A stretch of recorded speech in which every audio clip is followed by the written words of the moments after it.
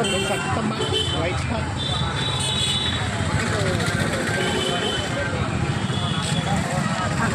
இந்த ஸ்வீட் கார்னை வந்து ரெண்டாக உரிச்சிருங்க. தோலை உரிச்சிருங்க ஃபுல்லாக. இப்போ தோலை உரிச்சிங்களா, உரிச்சிட்டு ஃபுல்லாக உரிச்சிட்டு இதை ரெண்டாக உடைங்க, ரெண்டாக மூணாக உடைங்க. உடைச்சிட்டு நீங்கள் என்ன செய்வீங்கன்னா மேலே வந்து இட்லி சட்டி மேலே ஆவியில் தான் வைக்கணும். இட்லி சட்டி வைக்கணும். அதே மாதிரி கூட 2 நிமிஷம் சேர்த்தே வைங்க. வச்சுட்டிங்கன்னா பற்றோ நெய்யவோ தடவுங்க. தடவிட்டு பிள்ளைகளுக்கு நீங்களும் சாப்பிடுங்க. இதே மாதிரி அவிச்சிட்டு நெய் பட்டி போடாமல் ஹார்ட் பேஷண்ட் சுகர் பேஷண்ட் இருப்பாங்க இல்லையா, அவங்களுக்கு மிளகு சீரகம் தூள் இருக்கு இல்லையா, அதை போட்டு கொடுங்க. அதை போட்டு கொடுத்தீங்கன்னா அவங்களுக்கு நன்மை. இது வந்து வெஜிடபிள் பிரியாணியில் போடலாம், காளான் பிரியாணியில் போடலாம், சூப்பு போட்டு சாப்பிடுவோம்.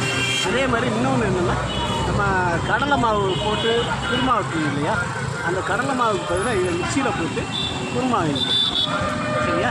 புடலங்காய் இருக்குது இல்லையா, புடலங்காயை அவிச்சிட்டு அரைவேக்காடு அவிச்சிட்டு தாளித்து அப்படியே என்ன செய்யுங்க, தேங்காய் முட்டை இதெல்லாம் போட்டு இதை 2 மிக்சியில் இது லைட்டாக 2 அடி அடிச்சுட்டு அதோட போட்டிங்கன்னா ஸ்நாக்ஸ் மாதிரி சாப்பிடுவோம். டிவி பார்த்துக்கிட்டு படிச்சுக்கிட்டு சாப்பிடுவோம்.